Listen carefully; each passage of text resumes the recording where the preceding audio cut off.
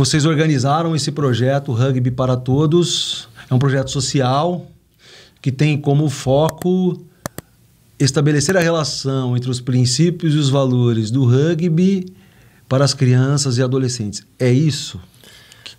Como é que está estruturado a ideia do projeto? Então, o projeto ele nasceu em 2004. São 2 fundadores, né? Na verdade, eles eram jogadores de rugby. Foram jogadores de seleção brasileira, o Maurício Draghi e o Fabrício Kobashi. E o projeto ele acontece em Paraisópolis, né? Na região, em São Paulo, Sim. capital, na região do Morumbi, onde existe um grande contraste social ali, né? Para quem conhece a região, Morumbi, dividido ali com Paraisópolis. E eles eram moradores da região ali do Morumbi, jogadores de rugby, e visualizavam essa diferença social na época. O rugby, eles mesmos contam, é um esporte de segregação, né? Só brancos jogavam. Ele conta que, por exemplo, na seleção brasileira, mas a maioria era jogadores de fora, naturalizados, ou enfim, que representavam o Brasil pela seleção brasileira, mas não eram nem brasileiros. Então, eles tinham essa ideia de democratizar o esporte. E aí, em 2004, eles começaram esse projeto ali no Morumbi, ali em Paraisópolis, na região do Morumbi. Tem um campo ali chamado Arena do Palmeirinha, que na época era um terrão, né? Campo do Palmeirinha, que era um time de futebol da comunidade. E ali começaram, contam que na primeira aula ali, eles fizeram uma divulgação nas escolas da região, já tinham 100 alunos. E aí eles, isso aqui vai dar um negócio sério. E, enfim, voluntariando, né, com cones que eles tinham, algumas bolas, e o projeto começou a ganhar corpo. Então, ali no primeiro ano, 100, e aí as crianças começavam a chegar com fome. Precisamos dar comida para essas crianças. Então, vamos buscar uma fonte aí para tentar trazer alguma coisa para eles se alimentarem também, além de jogar. E assim foi. Esse ano, faz 19 anos que tem um projeto, né? 18 anos foi completado ano passado.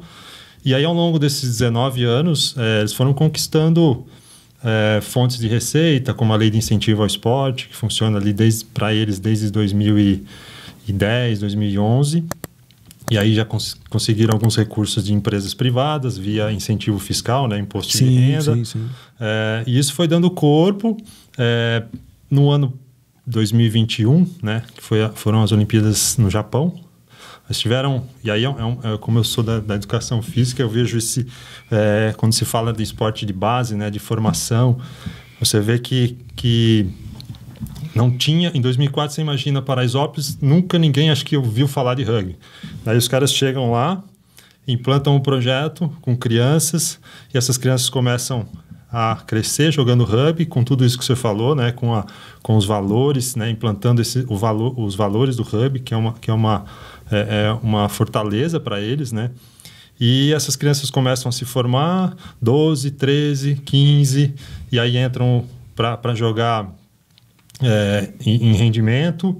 E em 2000, na Olimpíada de Tóquio, nós tivemos 2 meninas que saíram do projeto e foram para jogar as Olimpíadas, e uma menina do projeto do Rio. Então nós tivemos posso estar errado, mas das 16 meninas que foram, 3 eram do projeto Rugby para Todos. Muito bom. Então você vê que a formação, isso falando da parte de rendimento, né? Porque não é também só esse o foco, mas enfim, essa formação esportiva, né, para chegar ao topo, passa todo o processo da base. E falando da parte social, hoje, por exemplo, a gente tem 30% dos funcionários do Instituto são ex-alunos. Mas então deixa eu ver se eu entendi. Vocês começaram o projeto lá em 2004, começou lá no campo, vocês chamaram as crianças, mas depois depois virou um instituto, então? Isso, em 2009. Ok. 5 anos após o início, vocês criaram um instituto aí com vários profissionais, com uma equipe multidisciplinar, para poder dar conta dessa demanda que crescia. Exatamente. As demandas foram, como eu falei, né? A alimentação, o moleque não vem na aula porque está com problema em casa, não tem com a família, não tem com quem deixar. Entendi. Enfim, tem algum problema social. Então, a gente precisa de um psicólogo, a gente precisa de um assistente social, um nutricionista, um fisioterapeuta, um pedagogo. Então, todos esses profissionais foram se somando durante esses anos.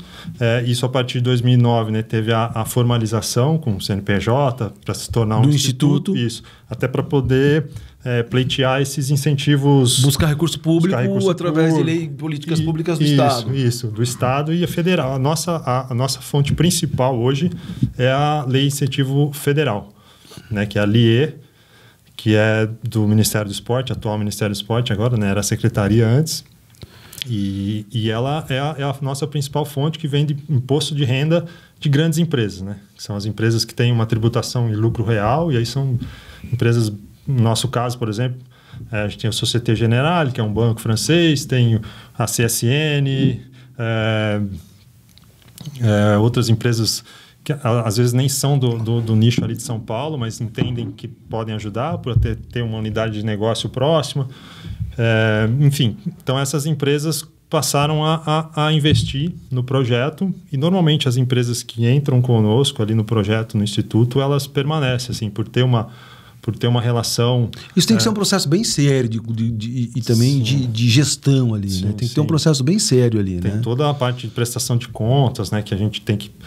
tanto para o Ministério, tanto como para a empresa, né? A gente entrega para o Ministério toda a prestação de contas do projeto, tudo que foi... Porque é um orçamento bem fechado, assim. Sim. Isso até nos limita em alguns mas tem que ser assim, senão também não funciona. Senão não funciona. Então, você vai contratar profissional... vai pagar X por mês para ele, tem aqui os encargos trabalhistas, vai comprar X bolas, vai usar X reais para transporte. Isso tudo depois tem que enviar relatório, foto. Aí o Ministério faz a revisão disso. Pô, fizeram certinho, está tudo certo, ok. A prestação de contas, transparência e tal. Então, vocês podem executar o ano seguinte. Então, a gente chama esse projeto, porque normalmente o projeto na lei de incentivo ele tem que ter um prazo, no máximo 24 meses, mas normalmente a gente faz de 12 meses. Então, o nosso ele é um projeto de continuidade, porque ele nunca para, né? Apesar dele ter que ter início, fim, começa o projeto, contrata todo mundo, termina o projeto, todo mundo tem que ser demitido, vamos chamar assim, mas ele já é contratado na sequência, mas tem que terminar...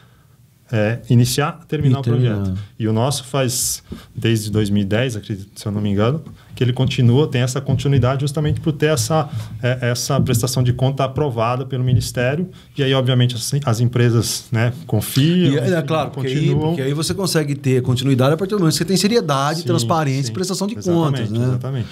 E até para você, por exemplo, algumas empresas elas fazem esse aporte direto, assim, por exemplo, vamos dizer que eu conheço algum empresário, entre em contato com ele, tem um projeto Rei para Todos, gostaria de conhecer e apoiar. Sim, fala com o meu financeiro, ou fala com o meu contador, a gente faz essa relação direta. Mas a maioria das empresas, ela tem um setor que cuida disso, ou ela tem uma empresa que faz o edital para essa empresa participar, as organizações esportivas participarem, e aí esse comitê da empresa faz uma seleção dos projetos. Então tem todo um processo também bem sério dentro das empresas atualmente. Sim, né? Vamos citar Itaú, Klabin, enfim, as grandes empresas hoje elas têm um processo bem claro, transparente, e aí já tem plataformas também que cadastram os projetos. E essas empresas, vamos dizer que essas plataformas elas fazem o meio campo ali entre a organização esportiva que precisa do aporte e a empresa que quer patrocinar, né? Então a gente tem lá uma plataforma, as organizações cadastram o projeto e as empresas têm acesso aos projetos cadastrados, e aí dentro da empresa ela seleciona alguns trabalhos. Tem mais perfil dela. Esse aqui é da nossa região, então vamos apoiar esse aqui. Esse aqui é a modalidade que a gente tem mais o perfil da nossa empresa. Então, isso tudo entra essa questão da transparência, né? E a confiança aí, vamos dizer que nós estamos aí há 18, 19 anos. Uma empresa que quer um projeto de continuidade, sério, ela já tem uma visão... Tem uma linha de trabalho, né? Isso, exatamente. Sabe como é que funciona tudo ali.